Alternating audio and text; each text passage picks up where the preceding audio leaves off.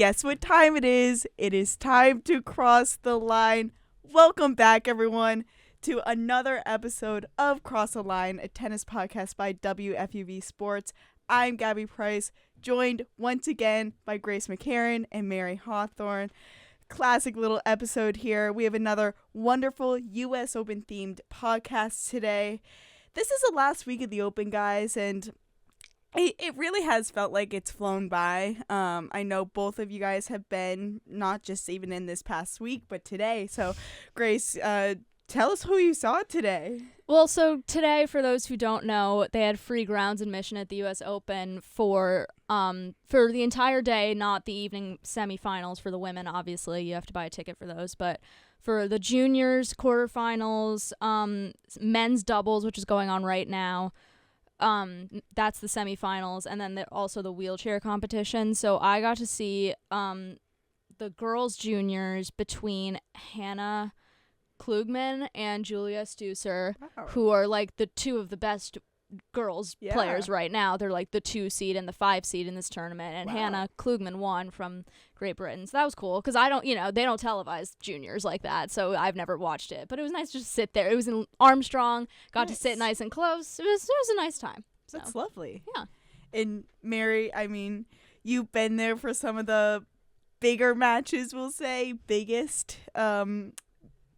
Maybe another way we could say it, but and this is kind of a loaded question, so just like spew out some names here, but what are some of the best matches that you've seen this week as a US Open beat reporter for WFUV? I mean, you've seen so many people, but who have been some of your favorites? It's been amazing. I've loved it. I'm going tomorrow morning before class. I'm gonna just try to maximize it because it's really been like the best 2 weeks actually now. I can't believe like how much time's passed. But I guess best matches I've seen, this may be like, I don't know if we'd all agree if this was like a good match or not, but Sinner versus Bublik. I know that, and the reason why I say maybe it wasn't the best match is because it did go by so quickly. Like there weren't even rallies. Great match. Yeah. There weren't even rallies, but I'm saying that it's one of the best matches because I think it just perfectly shows how dominant Jannik Sinner is. Like it was incredible. It was insane. Anna Wintour was there supporting him. I guess they're buddies. I didn't know about that. I've seen some of Sabalenka's matches. She's really dominant. I'm excited to see her continue. Azure Aliassime, Felix, I love him. I started liking him when I watched that Netflix show. Yeah. Have you guys seen it? Yeah. Breakpoint. Yeah. Yes. That's I didn't realize that Nadal's uncle coached him for Tony? like a period of time. Oh, yeah, wow. I didn't know that. Yeah. So I was excited to see him. I actually was there one night with my mom. He was playing someone, I don't even believe he was in the top 30. But it was an insane match. The crowd just loves him. It was awesome to see. I think it was court 17, so it's one of those outdoor courts where everyone can really go and watch. That was a great match. Any de Minaur match I love. I think Alex de Minaur is one of the best. I saw him play Reedy at Armstrong. That was really exciting. He's so dominant. He's so fast.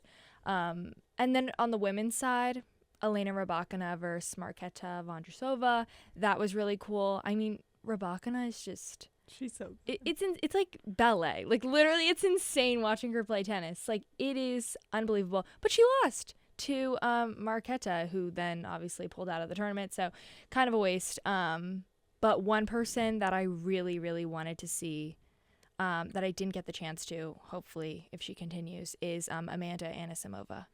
I would love to see her. I think she's awesome, and I love that she beat Iga. I hate to say, but I'm kind of happy about loved that. That was was crazy. Yeah, we're gonna get into it, but first, I have people aren't gonna think that this is a kind of tennis question, guys, but it is. So here's my question.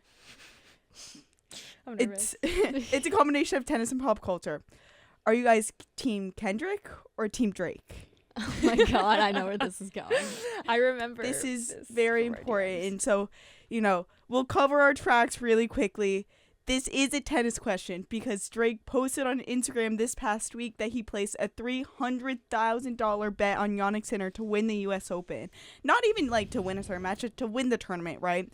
And if Drake gets successful with this bet, he would win over $500,000. So, I mean, I don't know if he needs the money, but like this is what he has on the line here. And so when I saw this and I sent it to you guys, obviously Mary made a great response back saying, so does that mean that being a fan of Carlos Alcaraz is, you know, equivalent to the Kendrick drama, right? Yeah. So I was like, that's hilarious, honestly. And kind of a good way to put it, honestly, too, when you're thinking about these two players in the tennis world and then, you know, comparing it to pop culture. They don't have the same beef that Kendrick and Drake do to some extent, but, you know, just in terms of competitiveness. And the reason why I also think Drake, there's a tennis curse around Drake. Oh, yeah. Because Drake was with Serena. And that also. Yeah, I'm anti-Drake. But last year he bet $210,000 on Taylor Fritz, and then Fritz lost in the final. I automatically don't like him if he supports Taylor Fritz. I can't stand Taylor Fritz. So you're wait, but don't you? Oh, so you're a heavy Team Kendrick here then. I'm Team Alcaraz in this moment. I love Sinner. Like, I love him and I love Alcaraz. But I'm going to go Team Kendrick, Team Alcaraz for this final. So you think that the Drake curse will continue in the 2025 U.S. Open? I think so. I don't even know. You think so too? I also feel like this has happened not just in tennis, but whenever he places a bet like for the Super Bowl or something, I feel like I've heard about it going south. So I'm like, maybe he should stop like publicizing it, but he's also website Drake, so, and like, people who track it. Yeah, so there you go. That's so funny. But I mean I think I picked Sinner to win the tournament. So I think that will be what I love Felix too. But I certainly think he's going to beat Felix tomorrow. But I don't know. I don't really know. I mean, in my heart I want Alcaraz to win. Also because I am in real life Team Kendrick, obviously. I don't think there's really, like, I think that's kind of your option. Right. But I don't know. I don't really know. I kind of, like, I want to stick with my pick because I think it's the right one, but I'm also, like, am I really going to pick against Alcaraz? But also he's facing Djokovic tomorrow. That could be a tough match. Like, I don't know, guys. I don't know. There's a lot at stake here, but so let's kind of talk into some of these matches that we've talked about, and just, you know, so I'll say my piece too. I am sticking with my original pick. I'm sticking with Alcaraz. You know, which seeing him play Djokovic now, let's just you know, kind of get there first. Is Djokovic a contender, you guys think? Because he's been playing really well. I think he's moving better than he has, like, the rest of this season, the past couple months. So I think he's playing really well, but also I think then you look at Carlos, and he's playing not just the best tennis of his career, but the most consistent tennis. I don't think we've seen him play this consistently. So I think it almost feels like to me whoever wins this match might be winning the tournament. I kind of agree with that, actually. Wow. Well, because if Djokovic can beat Alcaraz, I'm like, maybe he is gonna win the. You know, that's kind of like the big bad wolf. Right. Like that's kind of that's the hurdle for him. That's the hurdle. The flip side of that is that, you know, Sinner is playing Felix, as you mentioned before. Assuming that's not going to be the most competitive match in the world. Sinner comes into the finals match generally, you know, having more energy than likely Djokovic or Alcaraz would. That's true. Totally. But if Djokovic or Alcaraz, you know, even from Alcaraz's side, beats Djokovic, you know, who's won however many titles in his career, I think 24 you have now. that confidence. Yeah, 24. You have that confidence that you beat that person to go on. So I don't know who I have.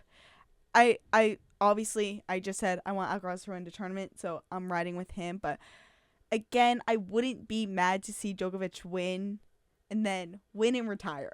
Yeah. Honestly, if this is his last hurrah, but I don't want him to get 25 because I kind of like that Margaret Court still has the most ever.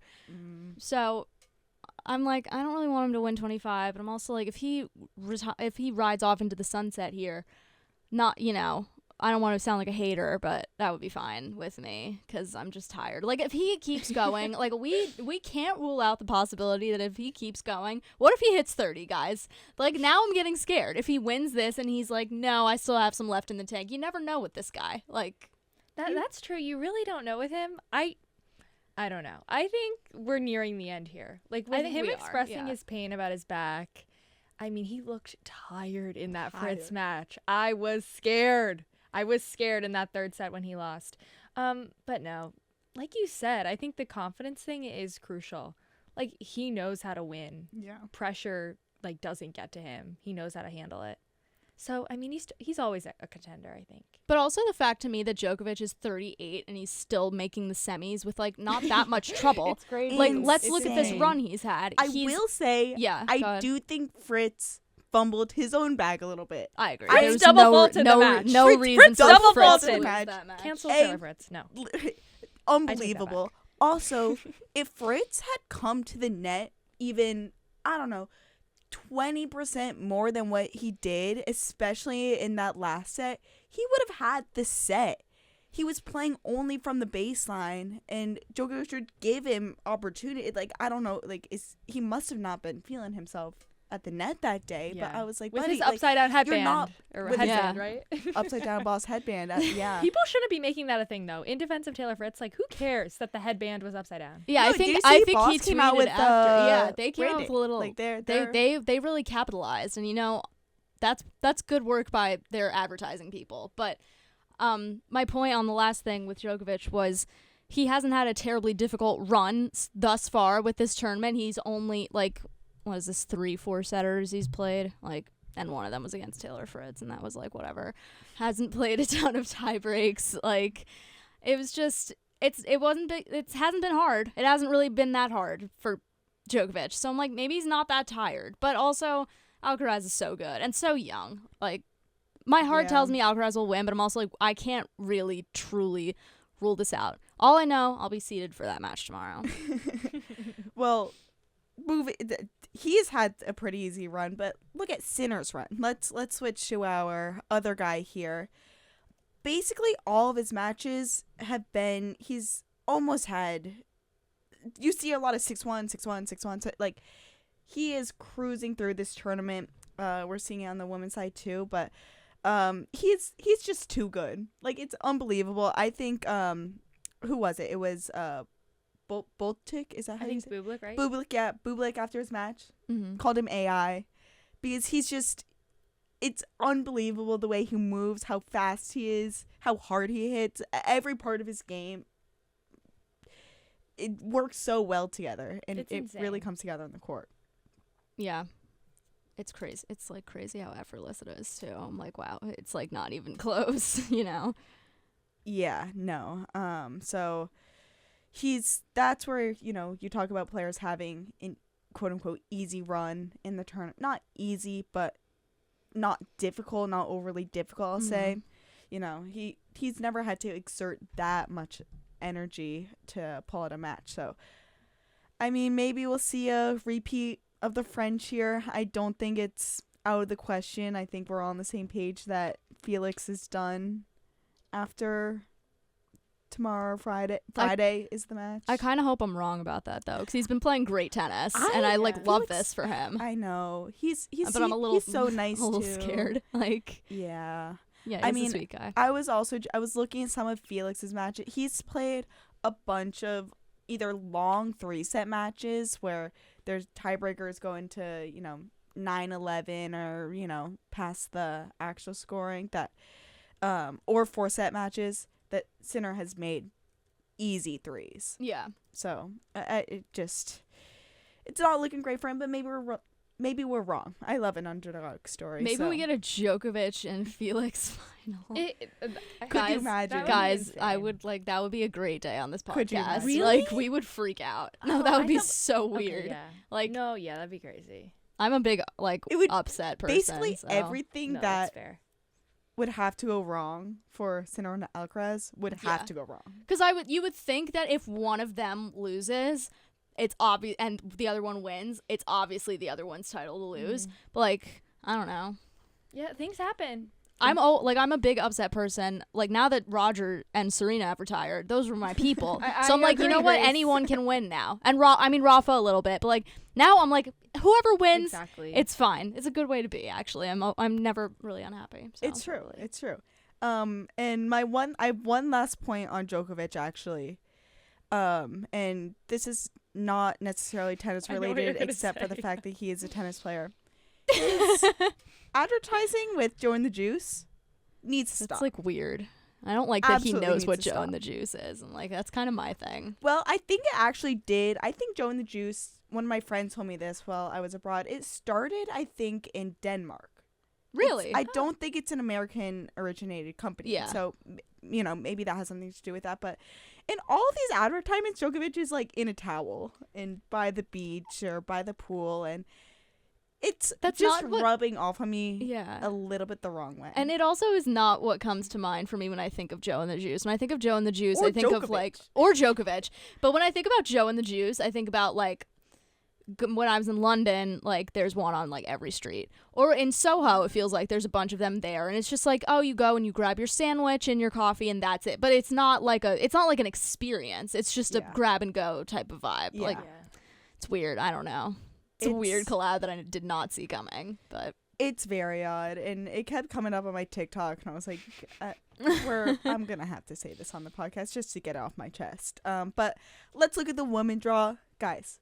We have 2 Americans in the semifinals of this women's tournament. Round of applause, absolutely. Neither then being the person that we thought would make it the farthest. not at all. Oh my god. Not at all. Coco Gauff falling to Osaka, which, good for Osaka, but definitely a tournament that we wanted to see Coco do well in. But first, you already said this, Grace, Anisimova beat Iga Swiatek 6-4, 6-3. Pretty solid win on her end. Mm-hmm. She played way better, I think, than Iga did. It was probably one of her best matches of the tournament, having 23 winners and only 12 unforced errors. Unbelievable. But very exciting for her. And some of the comments that Iga made after the match were funny, and this is just a funny tournament right now because I feel like you're seeing a lot of these players be petty. But do you guys see? I didn't see any that, of this actually. match or anything? I saw a TikTok and it was like Iga being Iga, but I don't necessarily know what that means. So maybe you fill us in. So she had this interaction with the reporter. Well, so first she said that she had a bad serving day, and that quote made the difference in the match outcome. Which this is like when Sabalenka said, "Oh, Coco won because I wasn't playing well." It's like I don't like that answer. I don't. Yes. I feel like this is like, it's a little less bad because she was Definitely like, she didn't I feel like Sabalenka outwardly was like, she didn't even play that well. I was just totally bad. And Iga was like, she was good and I had a bad day on serve. Which is fine. I also don't get the sense that Iga is the kind of person who is like gonna be mean to other players, especially I mean, we all saw what happened at Wimbledon. Yes. Like, that is the kind of thing, to me, if you're not mentally there as a tennis player, that can like derail you because it just lives in your head when you're like at a major. And Amanda, all the credit to her in the world, did not let that phase her, and she went and beat Iga in straight sets. Iga, who has won 6 majors, and Amanda, who's kind of just getting started on the big stage. So good for her. Really happy about it. A revenge match you absolutely love to see. I love it. But then Iga had this very odd interaction with the reporter after the match, who, the post-game press conference, Iga's feeling, probably, she doesn't feel great. She just lost a match that she was hoping to win. She wanted to find herself back in the finals, and a reporter asked, like, oh, like, are you tired? Oh, and okay. she was like, she responded first, like, well, I don't know. It's not like my matches are exhausting here. And then he asked if the reporter, this random guy, I don't know his name, but he asked if a mental break was, in the near future for her, which is a weird question. Yeah. Right. Yeah. And she said, why would you say that? And he said that he was just wondering. as, she's been active on the circuit for a long time. And she responded, well, talk to the people responsible for the schedule. We need to adjust. And then she said, do you need a mental break? You look like you need a mental break. Whoa. Oh, my gosh. Shots fired. Wait, that's kind of funny honestly, from her. okay. I'm not going to lie. I didn't really know what was going on with the Iga thing. I thought that the talk was that she was maybe being rude about Amanda winning. So I misunderstood. But, oh, my gosh. I like her response. What an invasive question. It was kind of Very weird, odd especially question. because like she just won Wimbledon. Are you asking a male player that? I would. that and like she just won Wimbledon, like she did fairly well in this tournament. I mean, it's not like she got bounced in the first round. Like she Right. did fairly well in this Yeah. tournament. It's just like that's like weird. I don't know. I don't know if they like meant for it to sound weird, but there's probably a better way to ask. Like, do you Yeah. feel like a mental? I don't even know what's the your word. Like, how are you mentality feeling? coming off What's your after this mentality loss? now that they're Yeah. getting like it's the last major of the year? This was a rematch Right. match from, the final a and couple it weeks ago. didn't go the same way. Yeah, Like exactly. they don't have a lot of season left, so there's a better way to ask that though. It was just like odd from them. Yeah, no, it was just a funny interaction. But I think Amanda definitely deserved to win this match, so it will be very fun to see her, especially a name that not a household name right now in the tennis world. Kind of see her in this new U.S. Open setting. Very exciting. But moving on, another question for you guys: is this Osaka's tournament? Is Osaka gonna be back in this tournament? I love her. Like, I feel like she's awesome from the moment. Well, actually, I was introduced to her because of her Serena matchup. Like, that's how I. Oh, I thought you were gonna say you were introduced, like you met Oh, her in person. I was wish. Like, oh my god. Like, why haven't we heard that? Yeah, No, wait. that would have been the first thing I said when I walked in. But no, I've always liked her. I think everyone likes her. I mean, she's just a great player. Seems like a great person too. I would love to see her in the final. But then I don't know. Like, then there's there's so no many people Amanda. playing that I love, and I know. love Yeah. Amanda. So I don't even know. This last, like the second semifinal is like killing me because I know in the first one I want Pegula to win. This one, I'm like, I'm going to be upset either way. It's kind of like when Osaka and Coco played. I'm like, either outcome is going to upset me here. Yeah. But listen, Naomi Osaka winning this tournament, first of all, it's been at least 4 years, I think, since she won a major. She had a baby, like a lot of stuff had been going on in her personal life. A lot of like mental health stuff that she's been very open about, which I admire. And she's back. Like she's had, like she hasn't been great at majors recently. Like we haven't really heard her name as like she's like a favorite or anything. So I love this for her, but I also really want Amanda to win the tournament because it's her home slam, like an all-American women's final. It's been a long time since we've had that. Wow. So Pegula and Anisimova would be great, but also Pegula and Osaka. I don't personally love Sabalenka, but Yeah. I mean, I think this match will also be interesting because both Osaka and Anisimova are coming off really good matches where they made very few unforced errors. They both had a ton of winners in this match. They should both feel very confident coming into this match, and so it will just kind of be interesting to see who not crumbles first, but I do think there will be a level of pressure, of course, both these players not making it to the US Open this round in so long. So that will be very interesting. And then what also is funny about Osaka to me, and we'll keep it quick because we have to talk about Jessica Pegula, Yes. but keeping this a very pop culture heavy reference episode, Osaka and the labubus. Yes. Guys, let's talk about it. Wait, Billie Jean Bling is one. there was an I don't Andre know the Agassi names. based one. Guys, do you have labubus? No. Okay, I drove to the American Dream Mall. Stop. It's literally 2 hours from my house because there's a Pop Mart vending machine. I go to the Pop Mart vending machine, sold out. No. I'm like, I Oh, wasted you a day. went all that way. Then I see a little stand right next to the Pop Mart vending machine, and it's the guy that bought all the labubus out of the machine and is reselling them.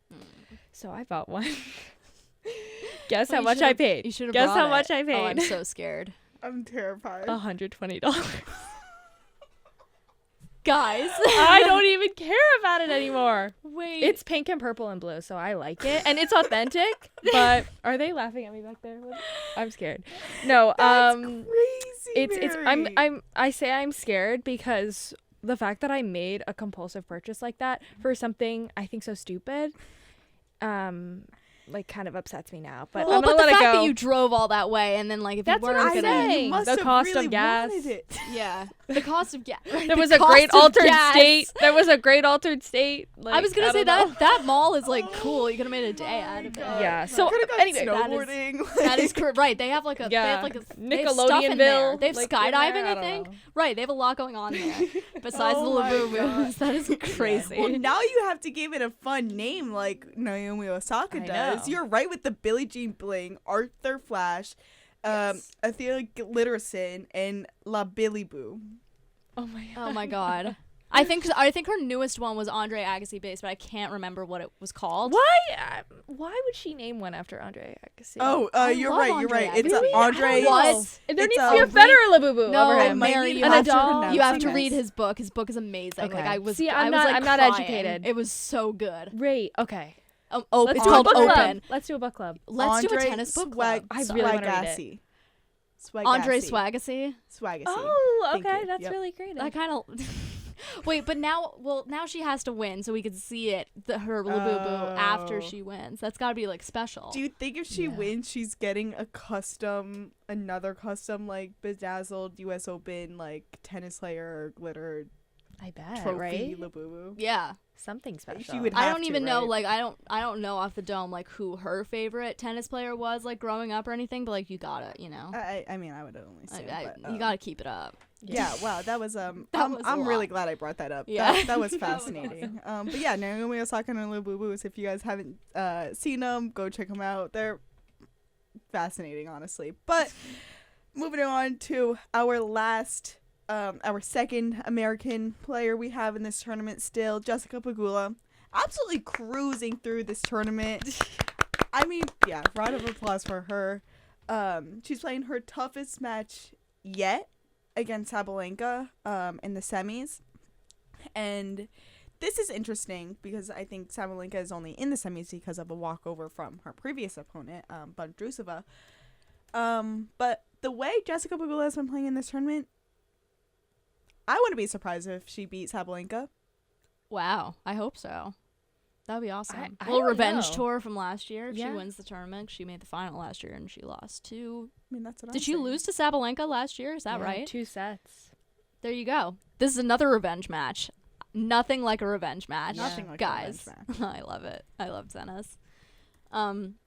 Yeah, she's been absolutely cruising. Like when you said that, I just looked and I was like, wow. Especially again, like she played Azarenka, who obviously is in the twilight of her career, but is a former champion and like can every now and then has a good run, even as she's getting older. 6-1-7-5. Barbara Krejcikova, who is very good. 6-3, 6-3. I'm like it's not even competitive. No. So good for Jess. Little revenge tour. Little revenge tour. Totally. And, Love it. you know, we're talking about, or I've at least said, you know, same thing with Sinner. She's had a fairly, you know, not a lot of energy exerted throughout this tournament. I think this comes in clutch timing, especially for someone like Sabalenka, who will give you everything she's got. Yeah. It's never easy to play Sabalenka, but like the best way to play her is when you've not been playing too difficult matches. She's warmed up, you know, has a bunch of matches under her belt, and so I think this is kind of the perfect situation for her, at least, to Totally. kind of be at this Not place in too the tournament. strenuous, but Yeah. she's ready. Yeah. But I also like the flip side of that is that Sabalenka did not play her quarterfinal match because Vondrousova pulled out. So Yeah. there's also that element. So Yeah. it's basically just whoever's better rested, I think. Totally. Yeah, but we will know by the end of the night who wins that match. Yes, we That match will. is tonight Hype. at 7 p.m. Then, right afterwards, 8:10 p.m. approximately, whenever the first match finishes, Naomi and Anisimova play. Very exciting stuff. Then, tomorrow, we have Djokovic and Alcaraz playing at 3 p.m., so I'm sad for that, guys.